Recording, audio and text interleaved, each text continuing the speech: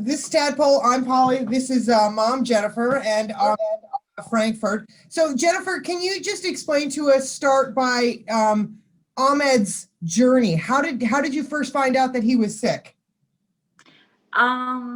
He was having headaches, and so and he never complained. So he started having headaches, and at school one day he said that the fire alarm went off, and he lined up, and when he looked back, the teacher said, "What are you doing?"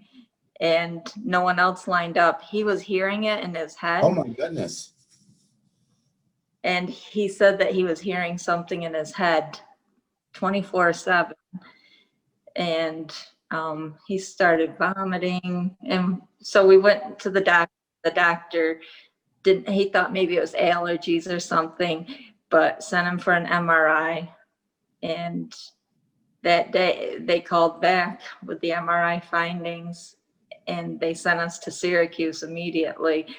And they said that he needed emergency surgery, that there was a tumor the size of a softball in his brain, and it had blocked the flow of the cerebral spinal fluid. So he was hearing the cerebral spinal fluid was all blocked up, and that's what was causing the noise in his head. And how old was he when this happened? 9.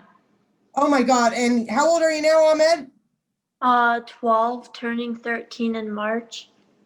You notice when kids are younger, it's when they're gonna get, when you get older, Ahmed, it'll be, you'll want to go backwards, not forward.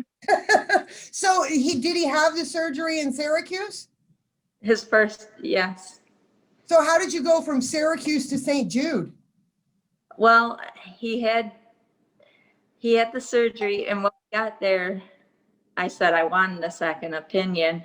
And they said there was no time, that he needed emergency surgery, that if we didn't have surgery, he'd be in a coma, that he needed, there wasn't time for a second opinion. And so he had surgery that next morning, and he brain hemorrhaged during that surgery, which caused a second surgery. He was there for almost 3 weeks in the ICU, and he had to have a shunt placed because of the bleeding in the brain.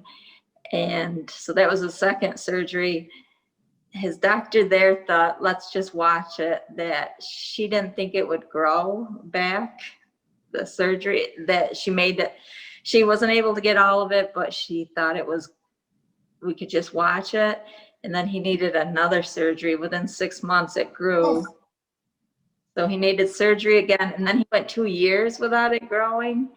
But then he needed surgery last February. He had his 4th brain surgery. And then his follow-up MRI was in last June during the pandemic, was even worse. So we were seeing neurosurgeons around here, and we had read and we had heard that St. Jude had seen more, his brain tumor is called a craniopharyngioma, and that St. Jude has seen more craniopharyngiomas than any other hospital. So we contacted the radiation oncologist there, and he called us and said he wanted to see him. And we flew down, and they did surgery within a couple days of us arriving there. And they did proton beam radiation. And so we spent almost 10 weeks there last summer during the pandemic. So he's had 4 brain surgeries before he even went to St. Jude? Yes. Dude, you got a bionic brain going on in there. He's like, yep. And you just made the call. You reached out to St. Jude yourself. Yes. And you got immediate response? Uh-huh. Yeah, the radiation oncologist called us from his cell phone on a Sunday afternoon. And he gave me his phone number and said, call me anytime. Isn't it amazing?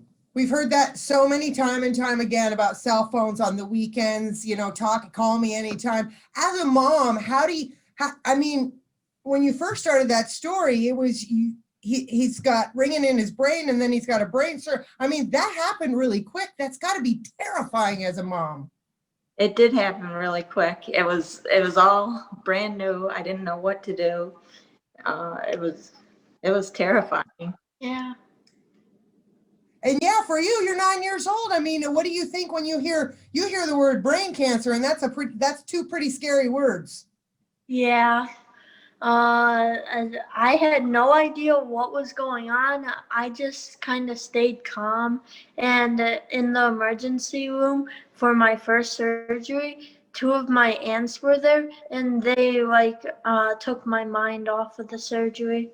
So Well, that's good that you had loved ones around you. And then when you finally, tell me your feelings when the first time you walked through the doors of St. Jude.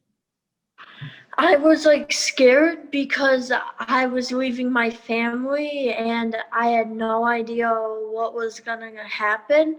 But once I got there, I knew that I was being taken care of because the transportation, the person who was driving us was so nice. She was like, "Oh yeah, St. Jude does everything for everyone. They'll take care of you all the time."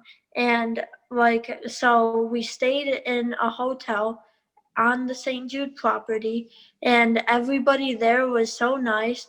The property is just surrounded, and we could go for walks whenever we wanted. They have this little garden, and it's a memorial to Danny Thomas, and there's these waterfalls there, and I thought that that was very relaxing to walk there. But yeah, everybody was just welcoming. And one of the first days that we were there, we met another craniopharyngioma because I was at the cafe and I was just talking with my mom, and then I hear from another table they were talking about their radiation oncologist, and I was like, "Oh, who is your radiation oncologist?" It was Dr. Merchant, and I was like, "Oh, well, what tumor do you have?" She said craniopharyngioma, and then we got to know them, and we are friends on Facebook now. And then we also met Anna there, and yeah, yeah. It's an amazing place. It is not like an actual hospital. We have even been to the higher floors where patients stay in rooms. It is still not like a hospital up there. Everybody is just so nice. If we're lost, we can just ask people, where do we go? Yeah, I've toured the hospital myself. I love the butterfly garden. You know those little wagons? It's not fair. I wasn't allowed to ride on those. You guys are the only ones that are allowed to ride on those. Yeah. Favorite part of the hospital, if you went there right now, where was the first place you'd like to go? Probably the Memorial Garden. Yeah. Very peaceful. And for mom, for you, isn't when you open those doors and you go to St. Jude, tell me your feeling. Isn't it like it's lifted off your shoulders? It is. It's beautiful there. Everyone's taking care of you. And you don't feel hopeless. You've all of a sudden you have hope. Everywhere you look, there are children with incision. Everywhere you can tell they've just had brain surgery or chemo. Children with no hair, with scars, but everyone's happy. There's no one sad there. There's never anyone crying or. So we went once and I saw a little boy screaming, crying down the hall. It was because mom told him he had to go because they had to. I mean, that place is just, and they have everything, not just, not just doctors and nurses to care for your brain, but they think of everything. They have a basketball hoop right next to Tri Delta, which I had not known. until like we were at Ronald McDonald House. And at the Ronald McDonald House, they have a basketball court. They have like soccer balls, footballs, anything you need. St. Jude pays for us to get a Kroger order every week, and that really helped because my brain tumor causes like nutritional problems. So like to focus on our nutrition, that was very helpful. And Mom, how many bills have you gotten? Nothing. Does that not blow your mind? Yes. Yep. So how are you doing now, Ahmed? What's his prognosis? Everything looks really, really well. We go back in a couple weeks. This month we go back. What does the doctor say? Did they get it? There's a little bit left, but they're hoping with the radiation that it won't grow back. So it looks like you're on the road to recovery there, pal. Yep. And who do we have to thank for that? St. Jude. Did you spend any time in the cafeteria? Yeah. Can you hear nutrition? They have chicken tenders. Yeah. That's the one thing that has always stuck in my mind for some reason, and maybe it's because I like to eat, is how, the cafeteria, they make things special for people, like they make the grandma's mac and cheese, but that the doctors sit down and eat right there too. Yeah.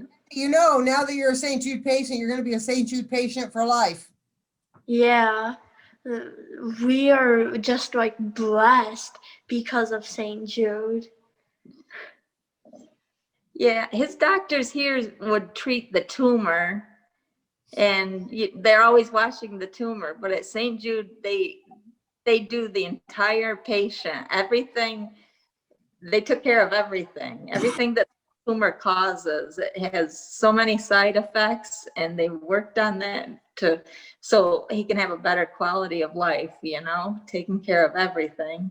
And when they take care of everything, then that makes it easy to take care of you, so you can take care of him, right? Yes. And they think about the whole family too. That's the amazing part. Mm-hmm. Yep. Yeah. Every night we would just FaceTime our family members saying how our day was.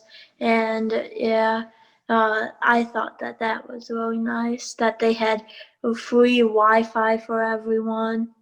Yeah. It's the little things. I'm Yeah. sure you made a lot of friends that are now part of your family too while you were, because that's what I find out. Like you said, Jennifer, all the kids are smiling, but it's like they're all a family.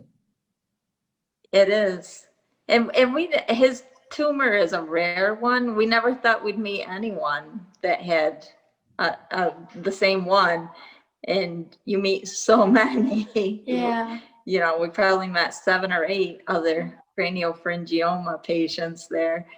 So you can just commiserate and just compare everything. And it's just, and you can, and like I said, you can get hope. There are people that have been treated and they're there for follow-ups, and they tell you about their journey, and it's just so uplifting and helpful. That's the one thing that we hear anytime we talk about someone who's been a St. Jude patient, is that they give you hope. And there's an older couple that support our radiothon whose son's like in his 30s now or something. And that's what the dad always says. That's what they gave us, hope. And that was all we really wanted, was hope. And their son had cancer wrapped around his spine. St. Jude hadn't even seen this form of cancer, but they created a regimen to give special to this young man that now hospitals and doctors are using around the world. I mean, that place is, like I said when we were talking earlier, the closest place to heaven on earth. Ahmed, if you could tell everybody listening just one thing, what would you tell them? Donate to St. Jude. Become a partner in hope.